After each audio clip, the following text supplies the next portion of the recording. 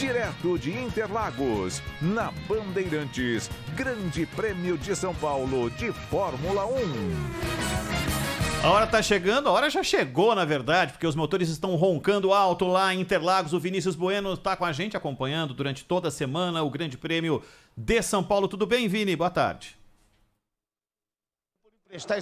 Para todos que nos acompanham aqui na Rádio Bandeirantes, eu falo direto do paddock do Autódromo de Interlagos, bem atrás de onde os pilotos estão neste momento esperando para voltar para o Q2. Claro que nem todos vão voltar. O treino classificatório terminou agora há pouco, ou pelo menos o Q1 terminou, e para quem não está muito familiarizado com a Fórmula 1, esse é o treino que define o grid da corrida curta, da Sprint Race, que será realizada amanhã. E dos 20 pilotos, 5 ficam fora. No Q1, 15 apenas avançam para o Q2. Os 5 piores pilotos que não poderão mais melhorar os seus tempos e que vão largar no final do grid amanhã nessa Sprint Race são os 2 pilotos da Haas, Nikita Mazepin e Mick Schumacher, filho do Michael Schumacher, os 2 pilotos da Williams, o Nicolas Latifi e o George Russell, e o piloto da Aston Martin, o Lance Stroll. Destaque para o piloto que andou mais rápido no Q1, Lewis Hamilton. Havia uma enorme expectativa de que o Max Verstappen, que lidera a competição com 19 pontos de vantagem em relação ao britânico, fosse o mais veloz, fosse o mais rápido. Mas o Lewis Hamilton foi quem andou mais rápido do que todo mundo, fazendo uma volta com 1 minuto, 8 segundos, 733 milésimos. Os 2 pilotos da Ferrari vieram logo atrás, Carlos Sainz e Charles Leclerc. O Verstappen, que é o líder do campeonato, fez só a 6ª melhor volta e agora está começando o Q2. Não mais com 20 pilotos, porque 5 foram eliminados. Esses 5 já vão largar no fim do grid amanhã. E agora o início do Q2 com 15 pilotos na pista. Lembrando que dos últimos 5 fica a definição para ver quem vai avançar para o Q3. E aí somente 10 pilotos vão participar dessa terceira e última parte do treino classificatório que define o grid da Sprint Race de amanhã, Ronald. Ô Vini, só uma pergunta para quem tem a possibilidade de olhar para o céu dessa área de São Paulo. Tá nublado, né? Mas não tá pintando uma garoa ou nada do tipo aí nos computadores que abastecem de informação as equipes? Olha, no treino livre, no primeiro treino livre que ocorreu entre 12h30 e 1h30 da tarde, choveu.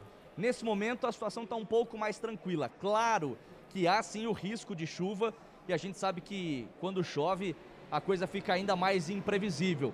Mas nesse momento, apesar do tempo estar nublado por aqui, muitas nuvens, não está chovendo. No momento em que começa o Q2, os carros voltam para a pista e nos próximos 10 minutos nós teremos a definição desses 15 pilotos, quais são os 5 que estarão excluídos para a disputa do Q3, a terceira e última parte do treino classificatório. Valeu, Vini, bom trabalho, a gente volta a se falar aqui ao longo da programação, tá bom? Valeu, até já. Até já. O Vinícius Bueno lá de Interlagos, o Lucas Herrero aqui no estúdio com a gente. Começou o Q2, que vai definir quais são os 10, né, Herrero? Começou o Q2 e já temos 5 minutos de Q2, né? De segundo treino classificatório, essa segunda parte, na verdade, do treino classificatório. A gente só destaca 2 aspectos, né, desse Q1, da primeira parte do treino de classificação. O Lance Stroll da Aston Martin, pela terceira vez consecutiva, não consegue passar para a segunda parte de um treino de classificação. E o George Russell, meu querido Ronald Gimenez e também Cláudio Zaidan, Emanuel Zaidan. Interessante que nas últimas 7 corridas, nos últimos 7 treinos de classificação, o George Russell, que faz parte de uma equipe que hoje está na parte de baixo da tabela de classificação dos construtores, nas últimas 7 ele conseguiu avançar para o Q2 e em muitas delas para o Q3, que é a última parte dos treinos. Só que dessa vez ele ficou pelo caminho, né? Ficou em 18º lugar e no ano que vem, é bom que a gente lembre, vai ser o parceiro de Lewis Hamilton na Mercedes. Ô Zaidan, estava conversando aqui com o Herrero fora do ar, tem, como disse o Felipe Giafone, a geração que passou a acompanhar a velocidade da Fórmula 1 também por Netflix, por mecanismos diferentes, mais próximos de um público mais jovem, talvez não lembre como se davam as classificações. O Herrero não lembrava aqui de um momento que talvez ele não tenha vivido de todos os carros na pista durante uma hora, né, Zaidan? Eles ficavam lá rodando e dependendo do regulamento daquele ano, ou iam com muito combustível, ou iam com pouco combustível, ou largavam pro final. Aí sim abasteciam o tanque do carro porque não tinha reabastecimento durante a prova. Esse modelo de 3 partes de treino é algo um pouco mais novo, que veio pelo menos dos anos 2000 para cá, né? Exato. Essa tinha a época da volta lançada, a época de todo mundo na pista, quem foi mais rápido foi. E tivemos inclusive um grande prêmio em que o Senna, que aliás foi por muito tempo o recordista absoluto de pole positions, né? Depois foi... Essa marca foi quebrada pelo Schumacher, depois pelo Hamilton, mas ele teve de completar, porque o carro dele quebrou e ele foi para o carro do Berg. E o Berg era muito mais alto que ele. E o carro estava adaptado para o tamanho do Berg. Imagina a distância do pedal, né, Zé? Exato, só que mesmo assim ele fez a pole. Ele foi campeão, ele venceu, na verdade, em Interlagos em 91, ou seja, há 30 anos, há exatos 30 anos, né, Zaidan e Ronald, só com a 6ª marcha. Essa história é contra ele, garante que era daquele jeito, e muita gente que estava próximo dele garante que era daquele jeito. Mas tem outros que entendem que seria impossível fazer a corrida toda com, pelo menos aquelas voltas finais, principalmente as voltas finais, com uma marcha só. Mas vamos lembrar que era o Senna, né? E ele tirava coelho da cartola. E naquela corrida ele quase não conseguiu levantar o troféu, porque foi de um desgaste absurdo ele conseguir conduzir o carro naquela condição. E só lembrando que era uma época que não tinha a troca de marcha no volante. O câmbio era na mão, né, Zaidan? Era do lado direito ali e não tinha como haver a praticidade do câmbio borboleta, né? E essa dança de versões tem a ver também com o que havia na época, né? A história dos cenistas e os piquezistas, né? Então, o próprio Piquet, ele desdenhava um pouco da história de a televisão aumentar as façanhas do Ayrton e tal, e muita gente colocou em dúvida, chegaram a colocar em dúvida até o fato dele se demonstrar extenuado, não conseguir levantar o troféu e tal. Mas não havia nenhum motivo para ele inventar claro que não. Coisa.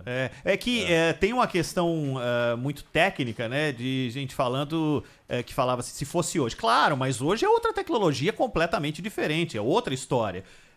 Os caras faziam coisas que não são muito mais analógicas do que digitais naquele momento, né?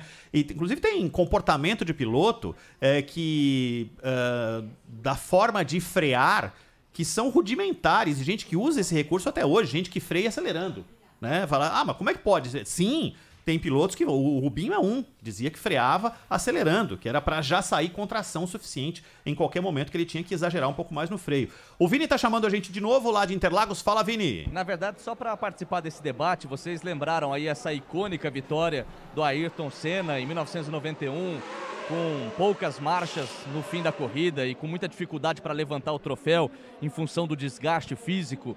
E o Abel Ferreira, técnico do Palmeiras, está aqui no Autódromo de Interlagos. Agora há pouco eu bati um papo com ele. A gente vai reproduzir essa entrevista mais tarde na programação da Rádio Bandeirantes. Ele disse o seguinte, ele é apaixonado por velocidade, tem muitas motos e ele gosta muito, né, de tudo que envolve velocidade, seja de automobilismo ou mesmo esportes envolvendo moto, ele é apaixonado. Ele diz o seguinte, que a Fórmula 1 é um esporte que ele ama, que ele está honrado, é um prazer e um sonho pisar aqui no Autódromo de Interlagos e que a última memória daqui é justamente quando o Senna ganhou naquelas condições que todos sabem, fecha aspas, pro Abel Ferreira, técnico do Palmeiras que está aqui a convite do Lando Norris.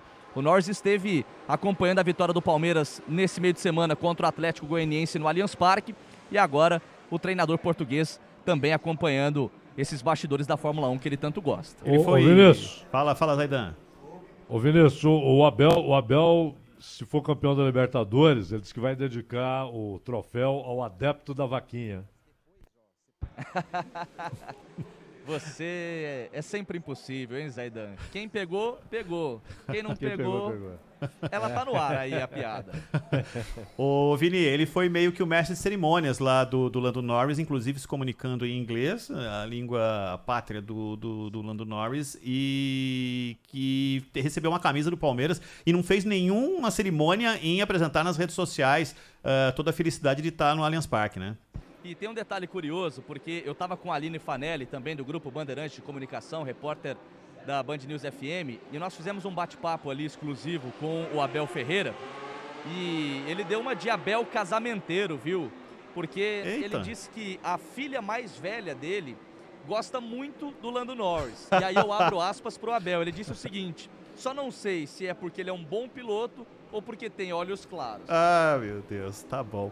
Valeu, Vini. A qualquer momento é só chamar, tá, Vini? A linha tá aberta pra ti aí, tá bom? Até porque faltam menos de 3 minutos pro fim do Q2. Daqui a pouquinho a gente atualiza quem é que vai ficar de fora dessa última parte do treino classificatório. Ô, Herrero, como é que estamos aí no Q2? Quem tá na frente? Lewis Hamilton, mais uma vez, fez a volta mais rápida desses dois treinos, né? Tanto do treino livre 1 como também nesse treino classificatório, 1.8.386. Isso não surpreende porque ele trocou o motor de combustão interna, né? Com isso, aumenta um pouco mais a potência do motor Mercedes. Verstappen em segundo lugar, 1 décimo atrás do britânico. A gente volta no fechamento do Q2.